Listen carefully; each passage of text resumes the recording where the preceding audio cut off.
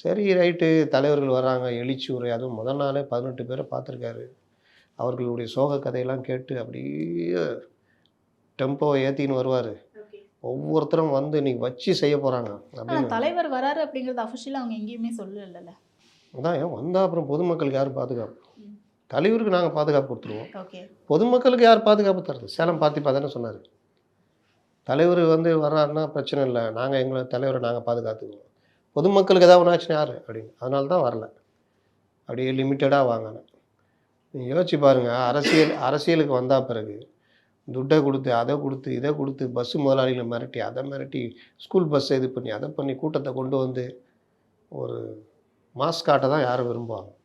இவர்கள் ரொம்ப வித்தியாசமானவர்கள். 10 லட்சம் பேர் ஏன் வேணாம்ப்பா, ஒரு 10,000 பேர் வந்தால் போதும். நான் கூட அரை மணி நேரம் பேச மாட்டேன்ப்பா, ஒரு 2 நிமிஷம் பேசிட்டு போயிடுவேன். இப்படி எல்லாமே அப்படியே தியாகிகள்.